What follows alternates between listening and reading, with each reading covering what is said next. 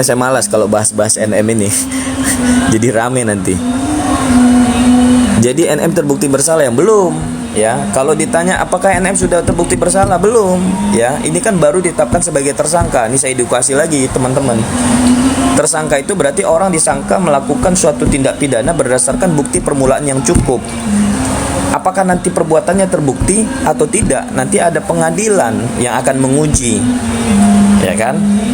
Apakah perbuatan Nikita Mirzani itu betul-betul melakukan pemerasan atau tidak? Kalau enggak, ya akan dibebaskan, gitu loh. Jadi kita jangan jadi masyarakat itu yang cepat menjustifikasi seseorang meskipun dia statusnya sebagai tersangka, gitu loh. Saya juga nggak sepakat dengan itu, karena orang yang ditetapkan sebagai tersangka itu punya hak-hak dan dia berhak untuk membela dirinya di pengadilan, dan nanti biarlah hakim. Kita jangan jadi hakim untuk Nikita Mirzani, gitu. Saya tetap secara objektif ya cara berpikirnya.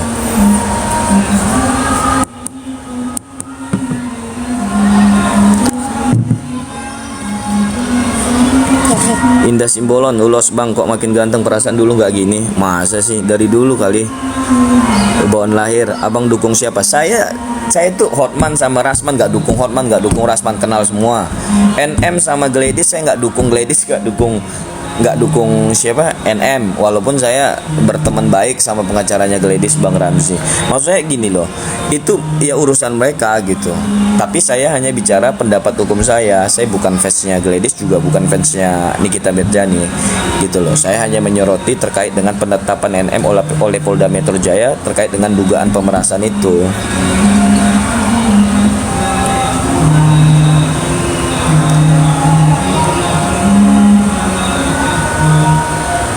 Ari Sufi, aku ngefans sama abang. Thank you Sufi. NM aja udah komplain hukumannya lebih berat dari Harvey Mois. Gimana tuh Bang Mirwansa? Teman-teman begini loh, ancaman pidana itu TPPU 20 tahun gitu ya. Kok lebih berat daripada Harvey Mois? Itu kan ancaman pidananya guys, ancaman pidananya. Ngelek nggak? Ancaman pidananya belum tentu. Contoh misalnya pencurian, ancaman pidananya ancaman pencurian itu 5 tahun apa 4 tahun gitu ya. Pencurian 362 4 tahun apa 5 tahun saya lupa. Bikinlah 5 tahun misalnya. Apakah kemudian setelah ditetapkan sebagai tersangka lalu tersangkanya itu akan dihukum 5 tahun? Belum tentu gitu loh. Dilihat dari perbuatan-perbuatannya, dilihat dari kerugian-kerugiannya gitu loh. Semuanya akan diperiksa di pengadilan dan kemudian hakimlah yang akan menentukan. Kalau perbuatannya tidak terbukti akan dibebaskan. Kalau perbuatannya terbukti dilihat dari perannya, porsinya, kerugiannya, dampaknya dan seterusnya gitu. Kan nggak mungkin kerugiannya cuma 10 juta, 20 juta atau 5 juta kemudian dihukum 1 tahun, kan nggak mungkin. Bisa aja dihukum percobaan kalau memang terbukti begitu. Maka semuanya akan dipertimbangkan oleh majelis hakim. Jadi kita jangan terlalu menyimpulkan. Kalau Harvey Mois itu kan sudah divonis di tingkat pertama itu 6 tahun ya kalau nggak salah. Kemudian terjadi komplain keberatan dan kemudian mencederai rasa keadilan, dan akhirnya Pengadilan Tinggi DKI Jakarta memberikan memperberat ya hukuman Harvey Mois menjadi 20 tahun begitu loh. Jadi jangan disama-samain, beda itu.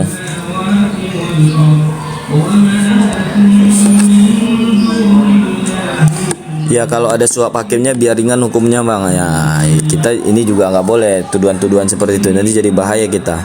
Abang kan udah lama putus kontrak dengan PHJ, bisa nggak katanya soal PHJ bang Mir, kata-kata bisa nggak kita tanya-tanya soal PHJ? Nggak bisa karena kita bukan lawyernya lagi. Firdaus banyak punya gunung kembar om. Jadi hukuman itu selalu lebih kecil dari ancaman ya bang? Enggak selalu, bisa jadi juga ultra petita gitu. Misalnya ancaman pidananya cuma 5 tahun gitu ya, tapi dikasih hukuman lebih berat gitu. Nah tapi umumnya biasanya gini, biasanya ya ancaman pidana 5 tahun, kemudian jaksa tuntut 2 tahun. Nah kemudian hakim memberikan putusan lebih berat daripada tuntutan jaksa atau lebih ringan daripada tuntutan jaksa gitu loh. Itu umumnya seperti itu, tapi jarang yang ultra petita, itu jarang, kecuali kasus-kasus tertentu.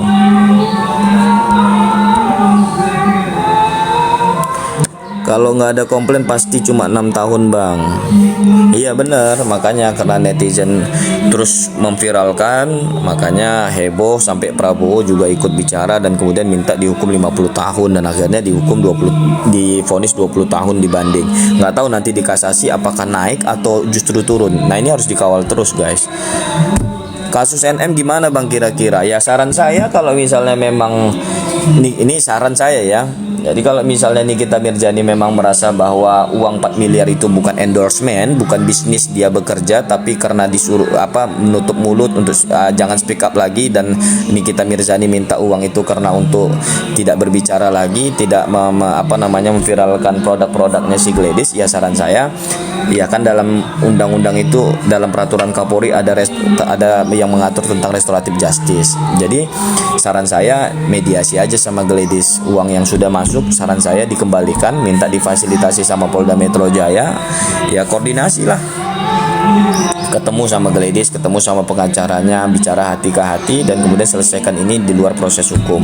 Masih ada ruangnya kok ya setelah penetapan tersangka untuk melakukan restoratif justice. Saran saya coba ketemu nih Gladys sama Nikita Mirzani, itu aja saran saya. Karena kalau untuk menghentikan kasusnya ya boleh, bisa aja melalui pra peradilan kalau misalnya menang, kalau misalnya dikabulkan, kalau enggak kan perkaranya jalan lagi gitu loh. Jadi saran saya, cara yang paling efektif memang yang paling ampuh, kalau memang Nikita Mirzani merasa bahwa apa yang dinikmatinya itu bukan uang dari hasil pekerjaannya, maka saran saya itu dikembalikan dan kemudian ya diadakan mediasi RJ begitu. Yang ngasih duit itu si RG bang, bukan si NM yang minta. Iya gini loh, yang angka itu muncul kan dari mereka dulu awalnya 5 miliar. Yang telepon itu kan memang si Gladys, tapi angka itu muncul dari mereka 5M, kemudian dinego jadi 4M gitu ya.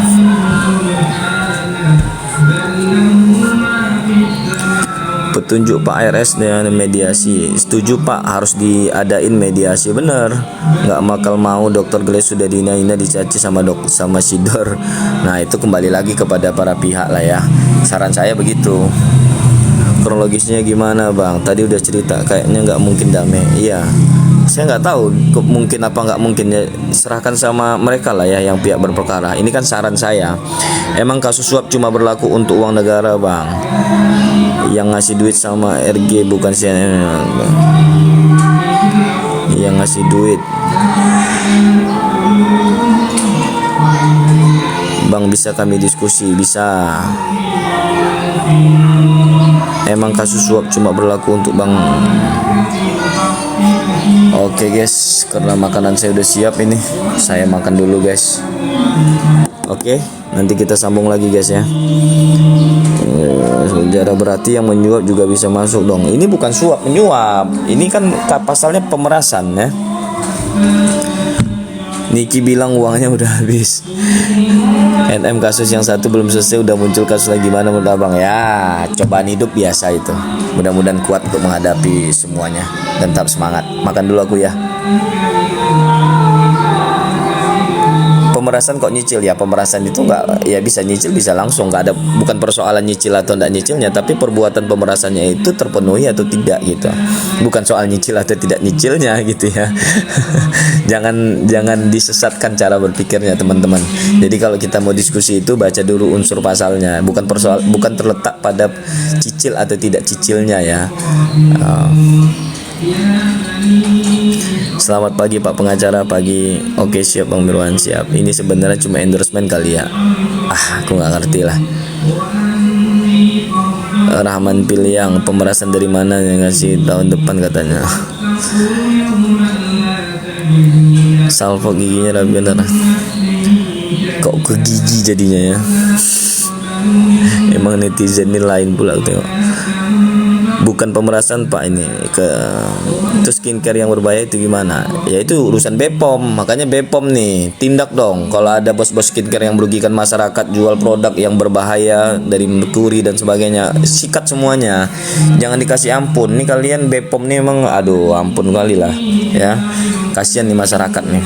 Kan saya nggak pernah percaya sama skincare tuh, mau produk siapapun. Kayak nggak ada nih bang, sampai rapat di DPR. Alah. Oke lah, aku makan dulu lah ya.